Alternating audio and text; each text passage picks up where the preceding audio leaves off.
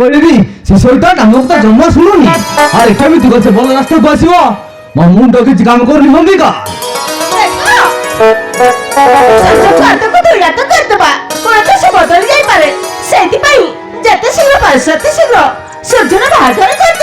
ତମେ ଠିକ କହୁଛ ଅମ୍ବିକା, ତମେ ଠିକ କହୁଛ। ସୂର୍ଯ୍ୟକୁ ଭଲ ରାସ୍ତାକୁ ଆଣିବାକୁ ହେଲେ ତାକୁ ବାହାଘର କରିବାକୁ ହବ।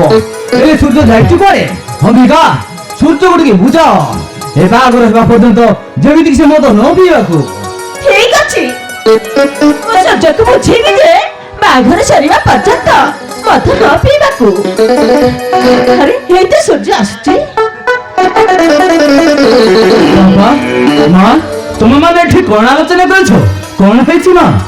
ବାବୁରେ ସୂର୍ଯ୍ୟ, ତା ବାହାଘର କରିବା ବିଷୟରେ ତା ବାପା ସହିତ କଥା ହଉଥିଲୁ। ମା ହରେ ସୂର୍ଯ୍ୟ, এই কিছুদিন তু মদ পিয়া বন্ধ করে দে।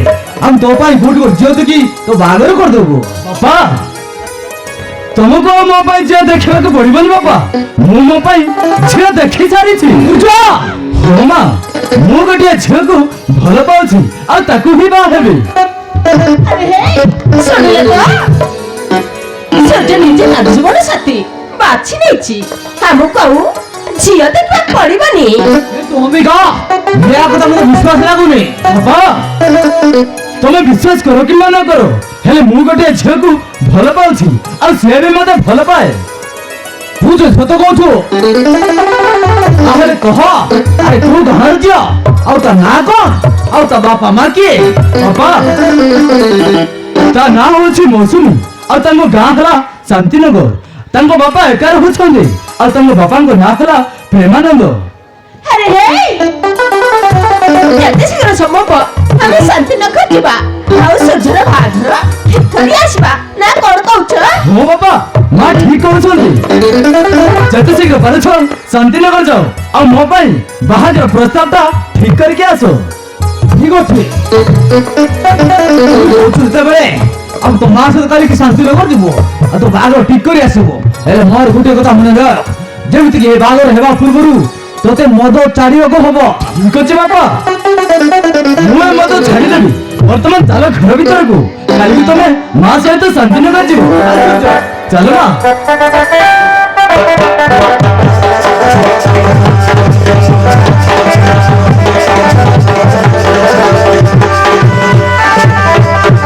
ଭଗବାନ, ମୁଁ ଏବେ କଣ କରିବି? ଦେଖୁ ଦେଖୁ ନା ମୌସୁମୀର ବାହାଘର ବୟସ ପାଖେଇ ଆସିଲାଣି। ହେଲେ ବଢିଲା ଝିଅକୁ ବେଶୀ ଦିନ ଘରେ ରଖିବା ଜମାରୁ ଠିକ ନୁହଁ। ମୋ ପାଖରେ ତ ଟଙ୍କାଟି ବି ପଇସା ନାହିଁ। ଘରେ ଚଳିବାକୁ ହେଲେ ଏକରେ ଜମି। ଆଜିକାଲିକା ଡେଟରେ ଝିଅ ବାହା ଦେଲେ ଜାନି ଯୌତୁକ କେତେ କଣ ଦେବାକୁ ପଡୁଛି। ବିନା ଯୌତୁକରେ ତ କିଏ ହେଲେ ବି ବାହା ହେବେନି। ସେଇ କଥା ଭାବିଲା ବେଳକୁ ମୋ ମୁଣ୍ଡ କିଛି କାମ କରୁନି। ହଁ, ମୋ ମୁଣ୍ଡ କିଛି କାମ କରୁନି।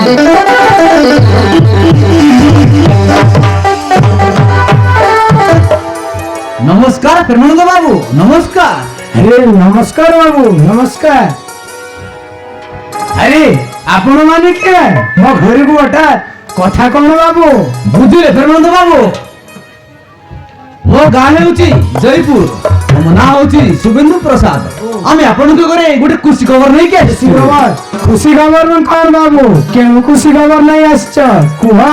ଆରେ ହଁ ପ୍ରେମାନନ୍ଦ ବାବୁ, ଆପଣଙ୍କ ଯୋଉ ମୌସୁମୀ ମୋ ପୁଅ ସୂର୍ଯ୍ୟ ଦି ଜଣ ପରସ୍ପରକୁ ଭଲ ପାଉଛନ୍ତି, ସେଥିପାଇଁ ବାହାଘର ପ୍ରସ୍ତାବ ନେଇକି ଆସିଥିଲୁ। ଆପଣ କଣ କହୁଛନ୍ତି? ଶୁଣିଲୁ ବାବୁ, ମୁଁ ବି ଚାହୁଁଛି ମୋ ଝିଅର ବାହାଘର କରିବାକୁ। ହେଲେ ବାବୁ, ଆମେ ତ ହଉଛୁ ଗୋଟେ ଗରିବ ଲୋକ, ଜାନି ଯୌତୁକ କିଛି ଦେଇପାରିବୁନି ବାବୁ, କିଛି ଦେଇପାରିବୁନି। ତା ଛଡା ଏଇ ବିଷୟରେ ମୋ ଝିଅ ମୌସୁମୀକୁ ପଚାରି ବୁଝି ନେବା ଉଚିତ ବାବୁ। ଆପଣ ଠିକ କହୁଛନ୍ତି ପ୍ରେମାନନ୍ଦ ବାବୁ। ଆଜିକାଲିକା ଡେଟରେ ପୁଅ ଝିଅଙ୍କୁ ପଚାରି ବାହାଘର କରିବା ସବୁଠୁ ଭଲ। ଆପଣ ଆପଣଙ୍କ ଝିଅକୁ ଡାକି ପଚାରନ୍ତୁ, ଯଦି ଝିଅ ରାଜି ଅଛି ତାହେଲେ ଆମକୁ ଜାଣି ଯୌତୁକ କିଛି ଦରକାର ନାହିଁ। ବିନା ଯୌତୁକରେ ଆମେ ଆପଣଙ୍କ ଝିଅକୁ ବୋହୂ କରି ନେଇଯିବୁ। ବର୍ତ୍ତମାନ ଆପଣଙ୍କ ଝିଅକୁ ଡାକନ୍ତୁ। ଠିକ ଅଛି ବାବୁ। ମୁଁ ମୋ ଝିଅକୁ ଡାକି ପଚାରିଲି ଯେ ଝିଅ କଣ କହୁଛି ଯଦି ଝିଅର ରାଜି ତାହେଲେ ମୋର କିଛି କହିବାର ନାହିଁ ବାବୁ। ମୌସୁମୀ ଆରେ ମା ମୌସୁମୀ ତୁ ଶୀଘ୍ର ଆରେ ମା।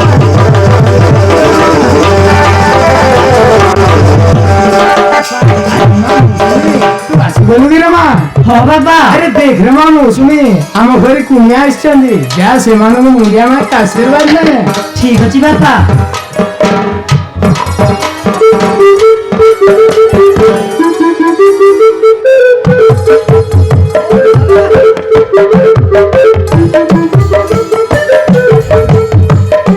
ଆରେ ମା ମୌସୁମୀ ଏମାନେ ହଉଛନ୍ତି ସୁରେନ୍ଦ୍ର ବାବୁ ତାଙ୍କ ପୁଅ ସୂର୍ଯ୍ୟ ପାଇଁ ତୋ ହାତ ମାଗିବାକୁ ଆସିଛନ୍ତି ରେ ମା। ତୁ କଣ କହୁଛୁ? ବାପା ଆପଣଙ୍କୁ ଗୋଟିଏ କଥା ଲୁଚେଇ ରଖିଥିଲି ବାପା। ଆରେ ମା ତୁ ପୁଣି କେଉଁ କଥା ଲୁଚେଇ ରଖିଥିଲୁ? ଆରେ କହରେ ମା କହ।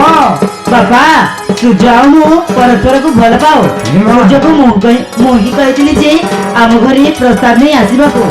ପାରିବ ଯଦି ମତେ କ୍ଷମା କରିଦିଅ ବାପା। ଆରେ ମା ମୌସୁମୀ ଭଲ ଭାଇ କିଛି ପାପ କରିନୁ ରେ ମା।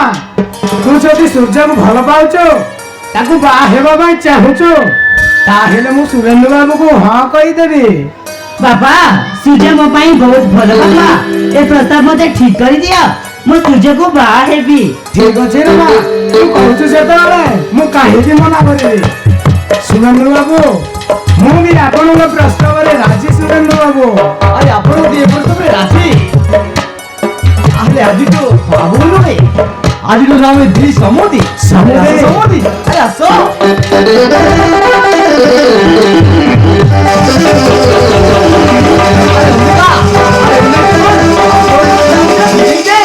ଠିକ ଅଛି আমার ପାଖକୁ ଆ।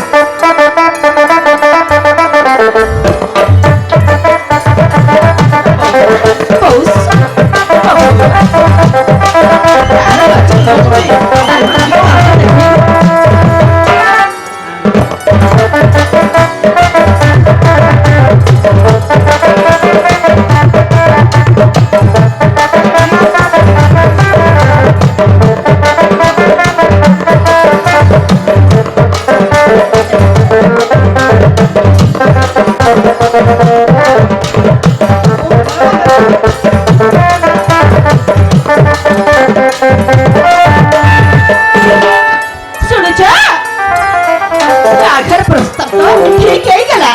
ଏବେ ଶୁଭ କାମ ଡେରି ନ କରି ପବିତ୍ର ପାଖକୁ ଯିବା ଆଉ ଶୁଭ ଲଗ୍ନ ଦେଖେଇବା ନା କଣ କହୁଛ? ଆମେ ଠିକ କହୁଛ ଅମିକା। ଆମେ ଠିକ କହୁଛ ସମୁଦି। ତାହେଲେ ଆମେ ଆସୁଛୁ ଶୁଭ ଲଗ୍ନ ବାହାର କରି ଆପଣଙ୍କୁ ଖବର ଦେବୁ। ଠିକ ଅଛି ନମସ୍କାର ସମୁଦି। ନମସ୍କାର। ଆମେ ଆସୁଛୁ।